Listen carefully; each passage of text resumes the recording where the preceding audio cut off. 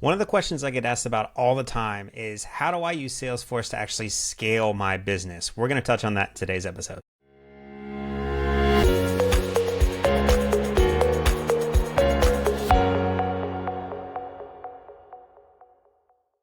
Hey there, everyone, and welcome to Salesforce for Recruiters. I'm your host, Brad Owens, and I was just like you. I spent well over a decade in recruiting, always using various pieces of technology that never really fit the way that I wish they could support my business. And then I saw Salesforce, and I went, oh my gosh, where has this been all my life?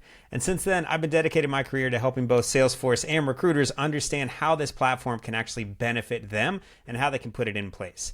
And today we're going to talk about one of the things that I get asked about most often is that how can I use Salesforce to help scale my business? That could be scaling best practices. That could be automating some things about your workflow. That could be your workflow in general. I'm going to show you my 5 tips on how I've seen companies take advantage of this platform to help scale their business. To help me illustrate these points, I'm going to open up my own Salesforce environment and show you these tools in action. Here we are inside my Salesforce environment, and this is for a fictitious company I made up called Pacifica. So Pacifica is a recruiting firm.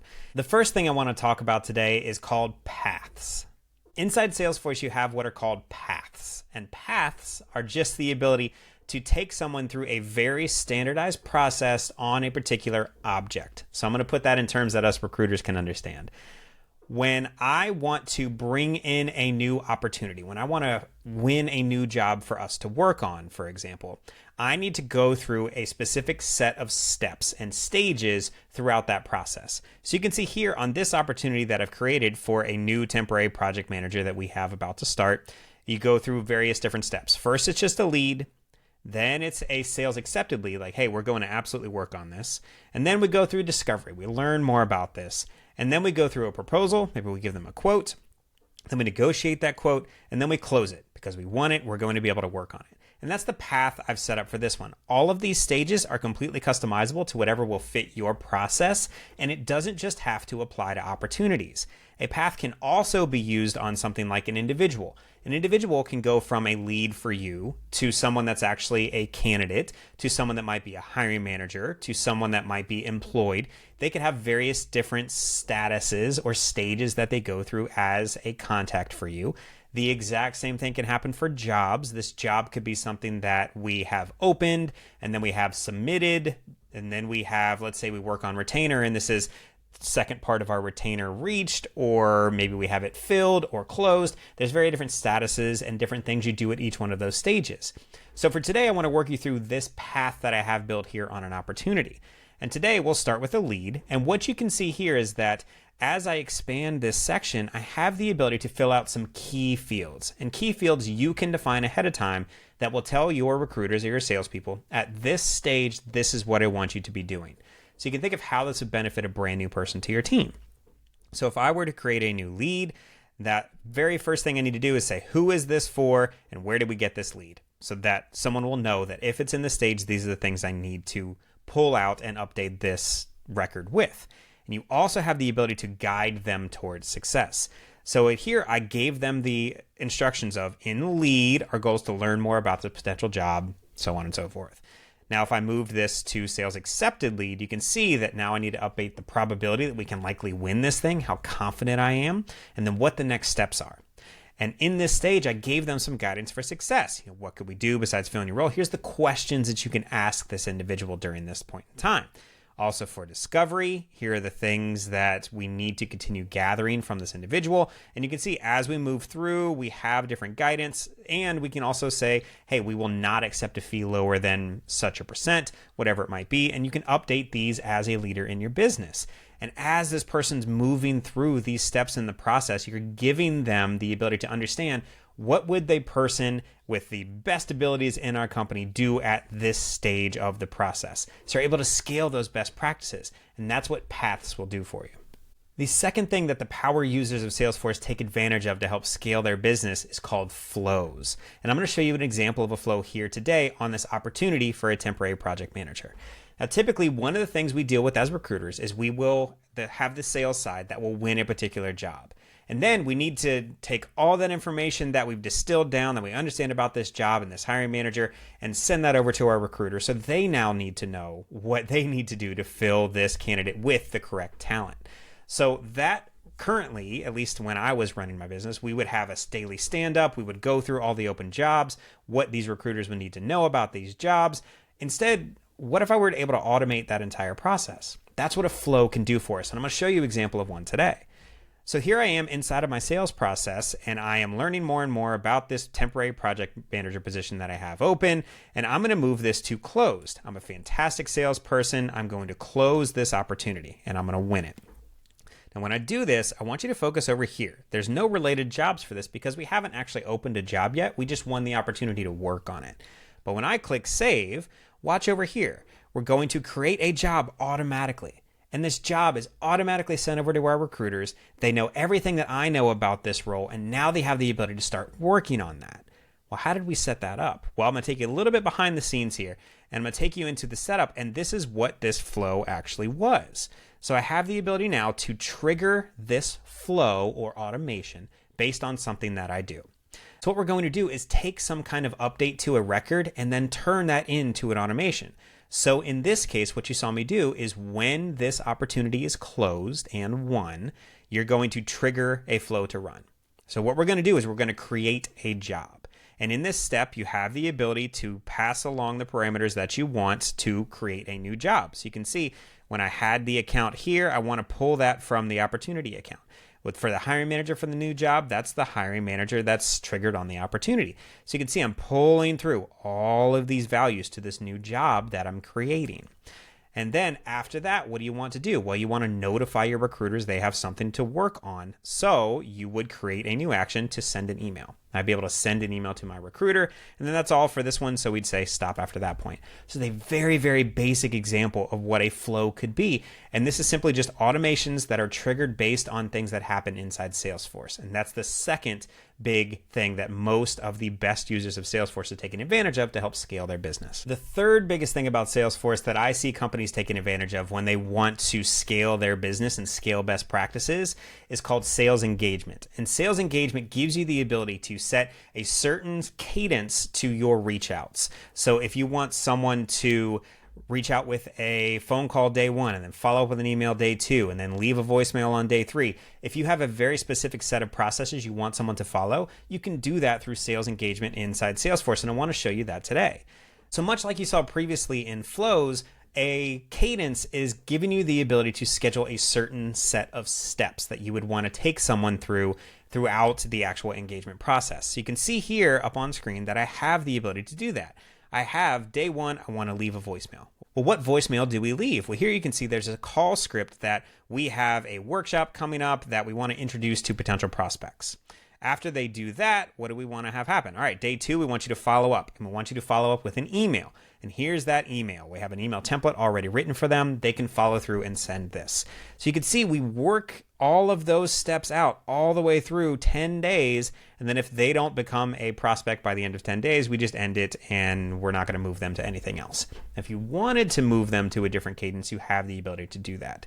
So this is the cadence that I've set up for my recruiters to follow up from an event that we did. And you can see that I have 2 potential prospects already in my work queue for this cadence. So I have both Olivia and Andrew that are C-level execs that came to one of our events that I want to follow up with. And what I want to show you is what that would actually look like. So if we were to move into Olivia Turner's profile here, you can see we have all the details on them, but we have absolutely no engagements within the past 30 days. We want to change that. So what would it look like to actually work through one of these cadences in sales engagement? Well, I, as a recruiter, all I need to do is click this Start Calling button. And when I click that, it's going to let us know that, hey, you may have some issues because I don't have a phone system actually included right now. So what I want to do is I want to call Olivia Turner. It's immediately going to call them. It's going to pop up my call script. and I'm going to call Olivia Turner. Look at this. You don't have a phone hooked up. Great. No big deal. I can make sure I put in my comments for this phone call, say didn't catch her, whatever it might be. Then I can click save. As soon as I click save, it knows that it needs to move on to the next person in my cadence, which happens to be Andrew. I can then call that person. I'm going to get the error because I don't have a phone hooked up. Hooray. And now I can get a comment here for Andrew. Had a great connect maybe, and then save. And now I'm through everyone in my cadence. There's no one else to actually call through, so I'm done for the day. Now, what happened when I just immediately started pumping through all my phone calls for today?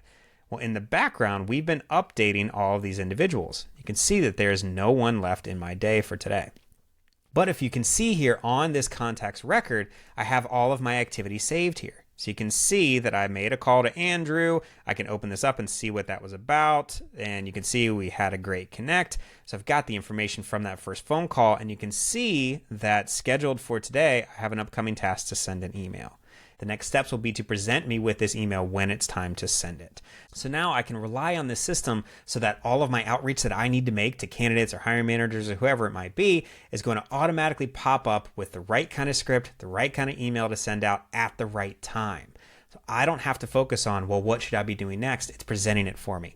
And some of the firms out there that are best in class using Salesforce are using this tool to help enable both their recruiters and sellers. The fourth feature that high-performing companies that use Salesforce use to help scale their business that I've seen is called an ATS template. And an ATS template inside of Salesforce is made possible by the Assemble applicant tracking system. It's asymbl.com if you want to see more about this particular ATS. An ATS template gives you the ability to define three different things. It gives you the ability to define the stages that you're taking an individual through for a particular job. It also helps you define the automations that occur at those stages. So you can see here that if I were to take Letty here and want to drag her over to a client submittal, it automatically pops up an email for me to send to someone. I'm going to skip that for now. You can define those automations at each stage in your process. It doesn't have to be just sending an email. I'll show you more about that in a little bit.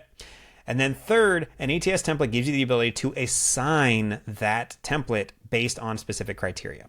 So if I wanted to assign this particular template because I have a job open at Omega and every job that's open at Omega is done a particular way, I can assign that. Or if every time I hire a project manager, I have to go through a particular set of stages, I can define that as well. So I want to dig into an ATS template and actually show you these specific parts. So here's the template we were using on that project manager role. And you can see that I have a client submittal stage here, which I showed you. If I were to expand this, you can see I have an action assigned to it of send email to the hiring manager. It is already populated as one of the flows that we mentioned earlier on in our segment here of the ability to create these automated actions as soon as something happens. So here, when we drag someone to a client submittal, we want you to send an email. Same thing can happen with an interview. If I were to drag someone to an interview stage, I want the ability to create an interview. And that's based on the Assemble applicant tracking system. I can assign anything I want to these stages. So you can see how you could very quickly automate your entire hiring process. And then I mentioned the assignment criteria. So over here are the assignment criteria where you can say that every time a new position opens up with the name of, well, in this case, it's all jobs. Let's say if I wanted to open this particular role anytime the account equals Omega, I can do that. So now every time I get a new position open at Omega, these are the steps I want to take someone through. So now you're starting to see the ability to automate your entire hiring process. That's what a lot of the best performing Salesforce-based recruiting organizations are doing. The fifth and final feature of Salesforce that I see most high-performing recruiting organizations taking advantage of to help scale their business is the robust reporting inside of Salesforce. So I want to take you through a specific report that I've seen some leaders use to help them understand their business and take action sooner to help scale best practices. So here you can see a dashboard that I've built for a leader of an organization that does staffing. And you can see I very quickly have the ability to view my temporary revenue this quarter, my average margin. I can see how quickly we're able to fill jobs from the time we have them open and how many hours it takes to contact someone when they're new to our system. So you can see I may want to be a little bit quicker on engaging my contacts.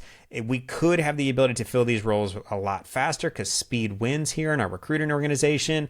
I could see at a glance what our submission to interview ratio is. So what kind of quality candidates are we sending out there? Are we getting them interviews? It looks like not so much. If we're around a 20% submission to interview range, we need to do better about the type of talent we're sending out. And I can see that at a glance and know what actions I need to take today to be a better leader out of my organization. You can see how reporting can help enable these automations and this scale for our business because I'm able to see at a glance the things I need to do to help my business. There are so many amazing features of Salesforce, but since I get the question constantly about what are some of the things that I can take advantage of to help scale my business, I wanted to take you through those 5 features today. Today we talked about the paths that exist inside Salesforce. We talked about the flows that are just automations inside of Salesforce. We talked about what used to be called high velocity sales. It's now called sales engagement. If you'd like to dig into that more, there's plenty of other videos on this channel talking about that. We talked about ATS templates, which I've gone in depth on in another episode, but I wanted to show you the overview of them today. And then we talked about reporting. I've also done videos on reporting. So if any of these particular types of features seem interesting to you, there are more in-depth videos here, and there's more content like this all over the place that if you search for Salesforce for Recruiters, you'll come up with it. Or just head to salesforceforrecruiters.com. If you got any specific questions about recruiting inside Salesforce, send them my way. The best email for me is hello@bradowens.com. Happy to answer your questions on a viewer special, or I'll just answer them one-off for you. All of the features that you saw today are made possible not only by Salesforce, but by the Assemble applicant tracking system. You can find out more about that at asymbl.com. That's the applicant tracking system I was using throughout our demo today. And with that, I'll turn you loose. Thanks so much for paying attention to another episode of Salesforce for Recruiters. I'll see you on the next one. Bye.